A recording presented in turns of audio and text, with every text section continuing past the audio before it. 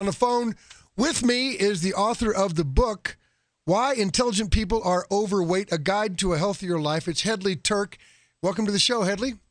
Thank you very much. Good to be here. You are a former fatty, right?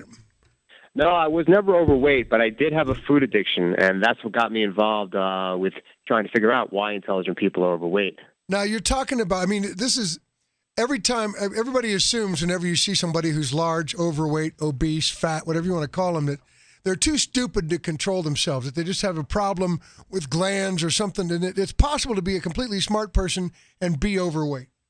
That is correct. Oprah Winfrey is a great example of this. Here's someone who's very intelligent, very successful, has the best resources in the world available to her, yet she still struggles in the area of her weight.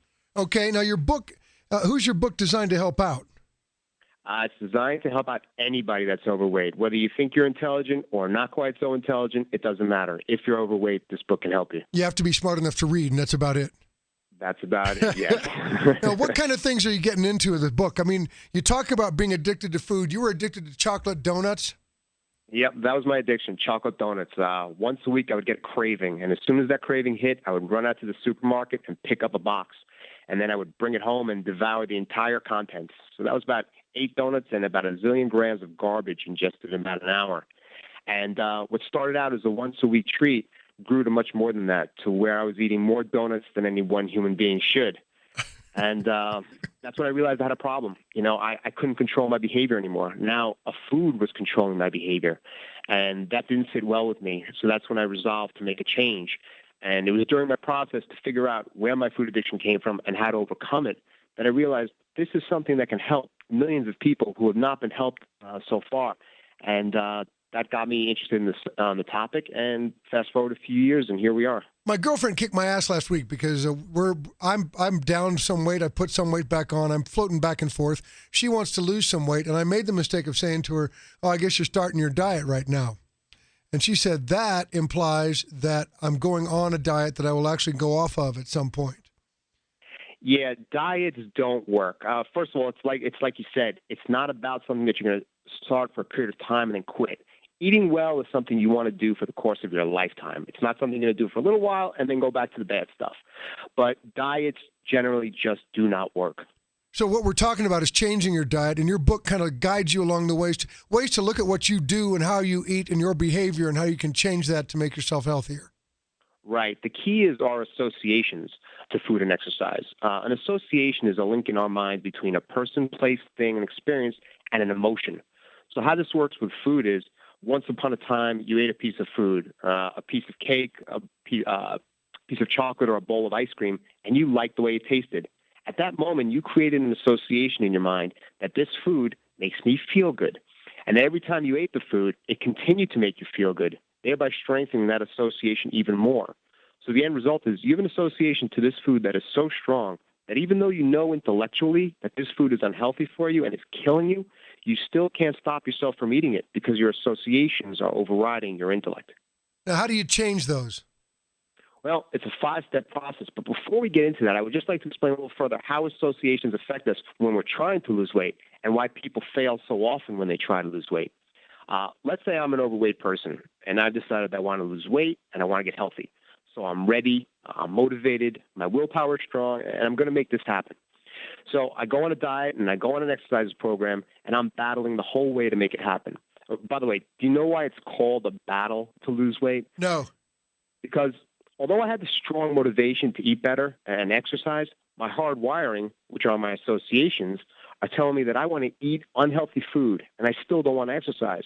So there's a battle going on between what I want intellectually, which is to lose weight and get healthy, and my hard wiring, which wants to eat unhealthy food and doesn't want to exercise.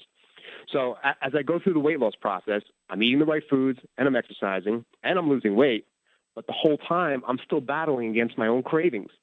So although I have this strong motivation to lose weight and get healthy, I can only battle for so long. I only have so much strength. The cravings, on the other hand, they're endless. They keep coming over and over and over again. So what eventually happens for most of us is that we run out of the energy to keep battling, and we give up. And the result is we put the weight that we worked so hard to lose right back on. And this is why people have such a hard time losing weight permanently. They're battling against their own cravings. It's a losing battle. And this is also why people yo-yo up and down with their weight, because they repeat this process over and That's over and over kind of again. what I just went through. I lost about 70 pounds, and I put about 20 back on. Yeah. Do you know what makes the process even harder? It's life. Life is tough. There's stress at work, there's stress at home, and things aren't always going your way. You don't always feel your best. And when we human beings don't feel good, we do things to make ourselves feel better. That's a natural human response. So if I'm not feeling good, I'm going to look for a way to feel better. Many people turn to drugs, alcohol, or cigarettes to feel better. But if I'm an overweight person, I have a strong positive association to food. Food makes me feel good. So if I'm feeling bad and I want to feel better, what am I going to do? I'm going to go eat some food because I know that food will make me feel better, even if it's only temporary. And as we all know, it's temporary. Right. So the bottom line is, if you want to lose weight permanently, you need to change what food and exercise means to you. You need to change your associations to food and exercise, because if you don't, you'll always be fighting an uphill battle, and you will repeat this weight loss process over and over and over again.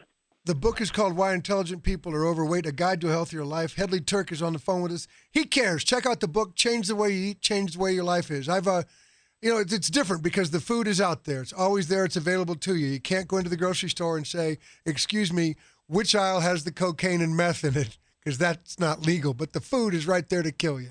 That's correct. I would like to say one more thing in closing, if it's okay. Sure. I know a lot of people have been disappointed in the past by diets and exercise programs that have not produced results. I get that, and you have every right to be skeptical. But I assure you, if you want to lose weight permanently, you need to change what food and exercise means to you. You need to change your associations to food and exercise. If you don't, you'll always be fighting an uphill battle, and you will repeat the weight loss process over and over and over again until you eventually quit. And I know that's not what you want. So please take a leap of faith and let's try this one more time, because you can do it.